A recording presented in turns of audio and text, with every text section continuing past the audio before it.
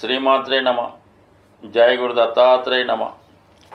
ఈ వీడియోలో మనం మకర రాశి వారికి నవంబర్ 15 నుంచి 23 మధ్యలో జరగబోయే వార ఫలాలు ఏ విధంగా ఉంటాయో తెలుసుకునే ప్రయత్నం చేద్దాం. మరి మకర రాశి వారికి ఇంచుమించుగా ఈ వారం అంతా కూడా వ్యయ స్థానంలో శుక్రగ్రహ సంచారం. సో దీని కారణం వల్ల జాతకుడు కొంత ఖరీదైనటువంటి జీవితాన్ని అనుభవించే ప్రయత్నం చేస్తాడు. తన ఇష్టమైన వారిని, ఆత్మీయుల్ని కలుసుకొని వారితో కలిసి ఏదైనా ఒక వివాహ వేడుకలో కానీ, ఒక ఎంటర్టైన్మెంట్ కార్యక్రమాల్లో కానీ పాల్గొనడం జరుగుతూ ఉంటుంది. వారి యొక్క ఆనందం కొరకు, సంతోషం కొరకు జాతకుడు ఎక్కువగా ధనాన్ని ఖర్చు పెట్టడం కానీ, వారికి విలువైన బహుమతులు ఇవ్వడం కానీ జరిగే అవకాశం ఉన్నది. ఇక ముఖ్యంగా దశమాధిపతిగా ఉన్నటువంటి శుక్రుడు 12వ స్థాన సంచారం జాతకుడు ఉద్యోగం మారే అవకాశం ఉంది. అలాగే తన వ్యాపార అభివృద్ధికి ఎక్కువగా ఇన్వెస్ట్ చేసే అవకాశాలు ఉన్నాయి. అలాగే మరి దూర ప్రాంత ప్రయాణం కానీ, దూర ప్రాంతంలో వ్యాపార వ్యవహారాలు ప్రారంభించడానికి ఈ శుక్రగ్రహం మీకు అనుకూలిస్తూ ఉంది.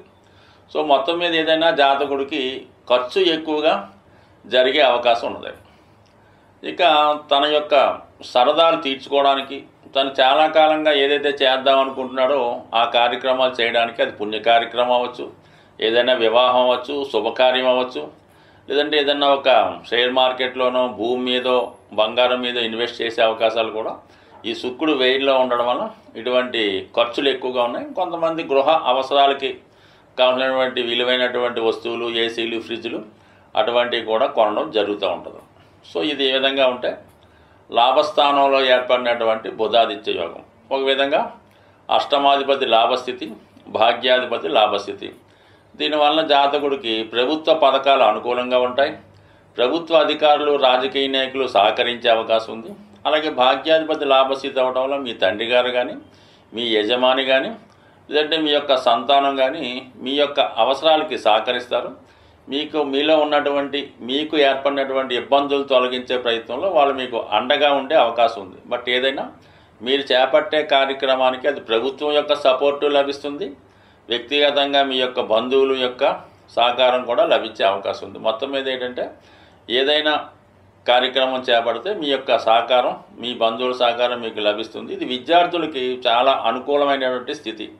వాళ్ళు ఉన్నత విద్యా అవకాశాలు వస్తాయి, విద్యలో మంచి ప్రగతి సాధిస్తారు.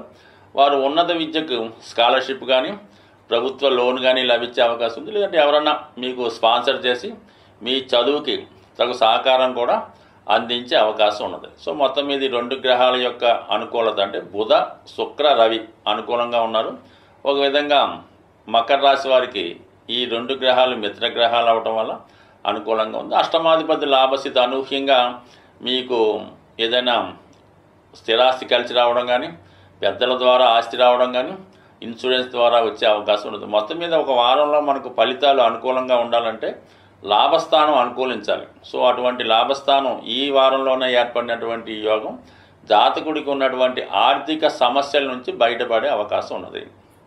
ఇక ఇటు పంచమ స్థానంలో ఉన్నటువంటి గురువు, దశమాధిపతిగా ఉన్నటువంటి శుక్రుడి మీద స్థితి అవ్వడం వల్ల ఒక విధంగా ఒక లక్ష్మీ యోగం ఏర్పడింది.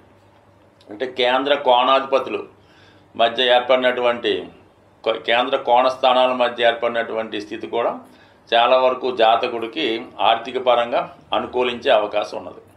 ఇక సప్తమంలో కుజుడు వివాహ సంబంధించిన విషయాల్లో కొన్ని మనస్పర్ధలు రావడం కానీ, ఇతరుల ప్రమేయం వల్ల భార్యాభర్తల మధ్య కొన్ని విభేదాలు కానీ వచ్చే అవకాశం ఉన్నది.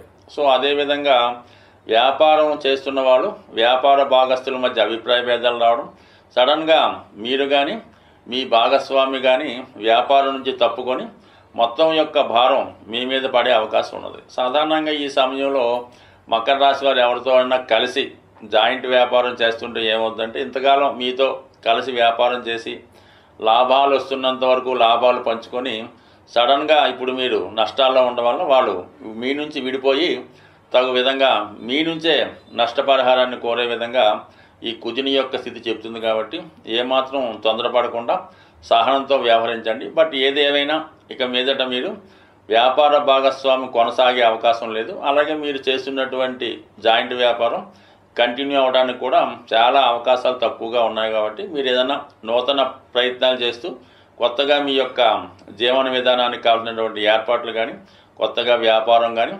జీవనోపాధికి ఏదో ఒక మార్గాన్ని ఎన్నుకోవాల్సిందిగా ఈ గ్రహస్థితి సూచిస్తుంది. సాధారణంగా గ్రహాల యొక్క స్థితిని అనుసరించి కొన్ని ప్రయత్నాలు అనుకూలించే అవకాశం ఉంటుంది. మరి ప్రస్తుతం కుజగ్రహం నీచ స్థితిలో ఉన్నప్పటికీ కూడా సహజ చతుర్థ స్థానంలో ఉండడం వల్ల చాలా వరకు భూముల యొక్క స్థిరాస్తుల యొక్క విలువ స్థిరంగా ఉండే అవకాశం ఉన్నది.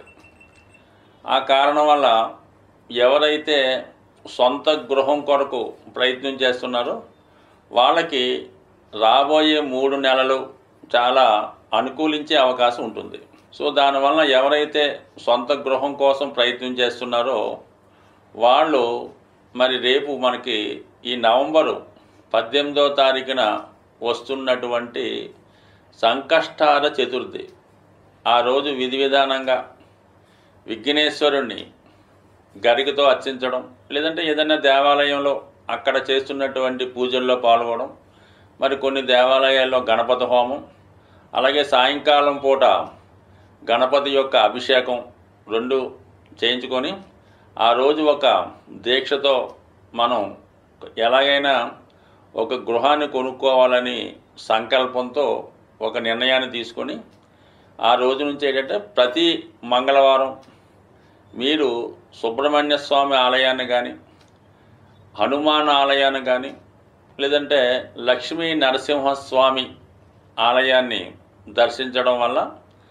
మరి అలాగే కొంతమందికి ఏంటంటే భూములు చికాకులుగా ఉంటాయి. కొంతమంది ఆస్తి పంపకాలు అయినప్పుడు కూడా చేతికి రాకపోవడం, పెద్దవారు ఆస్తి పంపకుండా వాళ్ళ దగ్గరే ఉంచుకోవడం, మీ యొక్క స్థిరాస్తి ఇతరుల చేతిలో ఉండిపోయి మన చేతికి రాకపోవడం, అటువంటి వాళ్ళు భూసూక్తం అనే పారాయణ చేయించుకోవడం అనేది ఉంటుంది. అంటే మనకి మీరు యూట్యూబ్లో సెర్చ్ అయినప్పుడు ఈ భూసూక్తం అంటే వస్తుంది. అది తరచూ వినడం వల్ల కానీ, కొంతమంది గృహంలో ఏదైనా పండితులతో పారాయణ చేయించుకోవడం వల్ల భూములపై ఉన్నటువంటి సమస్యలు తొలగిపోయే అవకాశం ఉంది.